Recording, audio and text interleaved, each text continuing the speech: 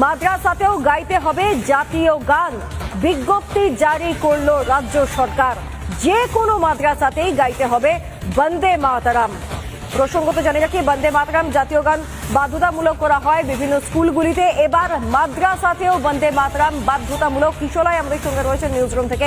কিশোরায়, একেবারে এই মুহূর্তের অন্যতম বড় খবর এবং সম্ভবত সবচেয়ে বড় খবর, এর আগে সমস্ত সরকারি স্কুলে যেখানে বন্দে মাতরম বাধ্যতামূলক করা হয়েছিল, আমার হাতে যে নোটিফিকেশন রয়েছে সরকারের, সেই নোটিফিকেশন যেটা ডিরেক্টরেট অফ মাদ্রাসা এডুকেশনের তরফ থেকে দেওয়া হয়েছে এবং পশ্চিমবঙ্গ সরকারের এই নোটিফিকেশনে বাধ্যতামূলক করা হলো যত সরকারি মাদ্রাসা রয়েছে এবং সরকারি রেকগনাইজড এডেড মাদ্রাসা রয়েছে সেই সমস্ত জায়গায় বন্দে মাতরম গাওয়াটা বাধ্যতামূলক করা হলো এবং সেই নিয়ম কিন্তু পালন করতে হবে। কাকে কাকে আমি পড়ে শোনাচ্ছি দর্শকদের জন্য।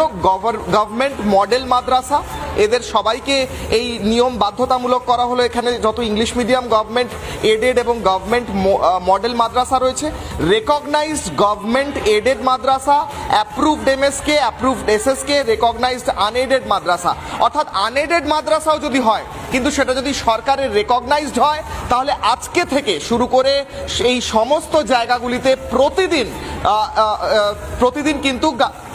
প্রতিদিন কিন্তু বন্দে মাতরম গাইতে হবে। ক্ষুদিরাম টুডু, সংখ্যালঘু উন্নয়ন মন্ত্রী, এই মুহূর্তে আমাদের সঙ্গে সরাসরি রয়েছেন। আমি কিশোরয় রয়েছি রিপাবলিক বাংলার নিউজ রুম থেকে।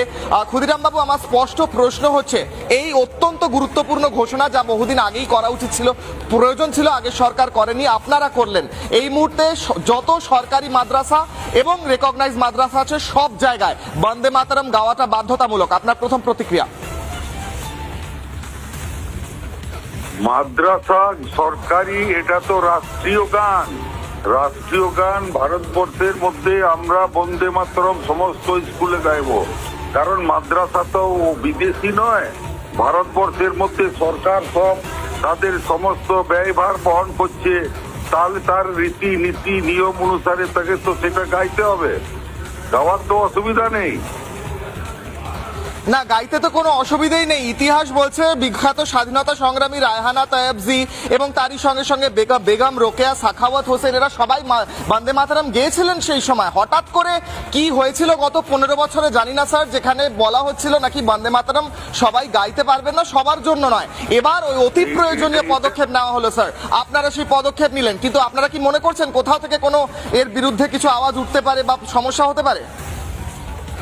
না না, সমস্যা উঠবে না। এটা যারা বিভিন্ন ভাবে বিভেদ করে রেখে দিয়েছিল তৃণমূল, এটা মমতা ব্যানার্জি সংখ্যালঘুকে এদেরকে তোষণ করে এদেরকে বিভেদ করে রেখে দিয়েছিল, এদেরকে ভুল বুঝিয়েছিল। কিন্তু বর্তমানে সংখ্যালঘু ভাই বোনেরা তারা বুঝেছে এবং ভারতবর্ষের যে রাষ্ট্রীয় বিদ্যালয়গুলোতে রাষ্ট্রীয় গান গাওয়া উচিত ওনারা বুঝেছেন। এর পরবর্তী এবং মমতার যে ভ্রান্ত নীতি ছিল মানুষকে ভুল বুঝিয়ে রাখা, সেটা পরবর্তীকালে তারা বুঝে এবং সেটার জন্য ওনারাও সেই বন্দে মাতরম গান গাইবে এরপর থেকে বিদ্যালয়গুলোতে। ক্ষুদিরাম বাবু, আমার শেষ প্রশ্ন আপনাকে। বন্দে মাতরম শুনলে আমাদের গর্বে বুক ভরে ওঠে এবং এই গান আনন্দমঠ থেকে যে গীতি সেই স্বাধীনতা সংগ্রামের সময় মুখে মুখে ঘুরতো, এখন প্রত্যেকের হৃদয় বিরাজ করছে এই গান। কিন্তু আমার প্রশ্ন হচ্ছে, কোথাও যদি দেখা যায় এই নিয়ম ফলো হচ্ছে না, এই নিয়ম পালন করা হচ্ছে না, আপনারা ব্যবস্থা নেবেন? কি ব্যবস্থা নেবেন? ব্যবস্থা এখানে তো প্রশাসনিক ব্যবস্থা কিছু নাই। তারা সমস্ত সরকারের সুযোগ সুবিধা মাদ্রাসাগুলোতে দেবে, কেন গাইবে না? মাদ্রাসা তো আর ভারতবর্ষের বাইরে নয়, আমেরিকার নয় তো। কারণ ভারতবর্ষে এখানে পশ্চিমবাংলার মধ্যে পশ্চিমবাংলা সরকারের সমস্ত সুযোগ সুবিধা ভোগ করবে, সরকারের নিয়ম, সরকারের যে শৃঙ্খলা, সরকারের এটাই তো স্বাভাবিক হওয়া উচিত।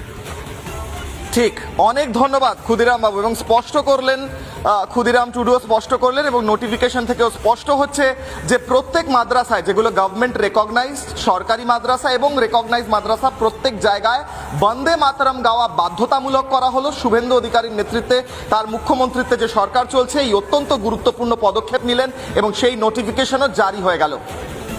বেশ, ধন্যবাদ কিশোলয়। কথা বলছিলাম কিশোলয়ের সঙ্গে। এই মুহূর্তের বড় ব্রেকিং আরো একবার জানিয়ে রাখি, এবার মাদ্রাসাতেও বন্দে মাতরম বাধ্যতামূলক। মাদ্রাসাতে গাইতে হবে জাতীয় গান, বিজ্ঞপ্তি জারি করলো রাজ্য সরকার। যে কোনো মাদ্রাসাতেই গাইতে হবে বন্দে মাতরম।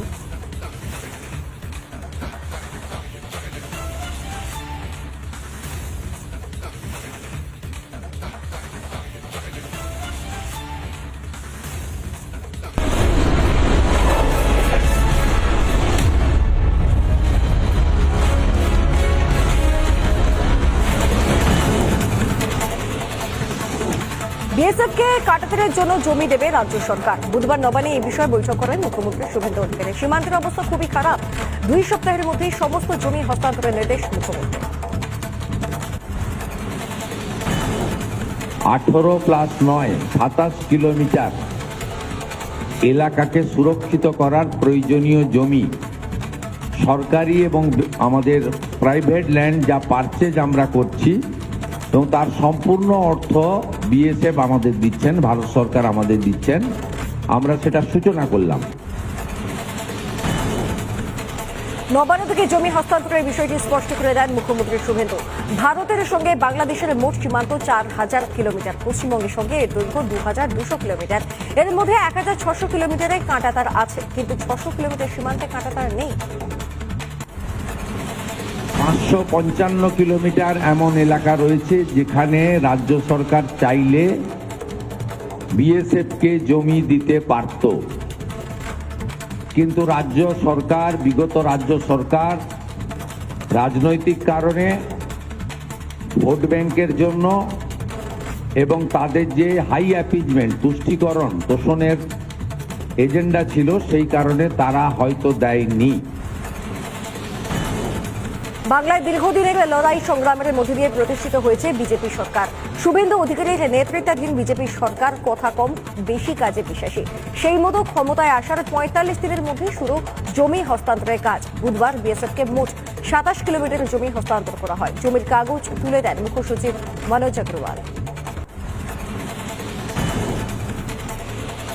নবান্ন থেকে বড় ঘোষণা মুখ্যমন্ত্রী শুভেন্দু অধিকারীর। এবার থেকে অনুপ্রবেশকারীদের ধরবে রাজ্য পুলিশ। পরে তারাই অবৈধ বাংলাদেশিদের হস্তান্তর করবে বিএসএফকে। এছাড়া জায়গায় জায়গায় জেলা শাসক পুলিশ বৈঠক শুরু হয়েছে বলেও জানান মুখ্যমন্ত্রী।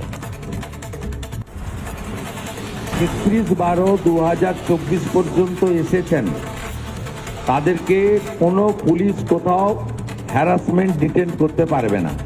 সিএ এর আওতায় যারা নেই তারা হলেন কমপ্লিটলি অবৈধ অনুপ্রবেশকারী ইনফিল্ট্রেটর। তাদেরকে সরাসরি রাজ্য পুলিশ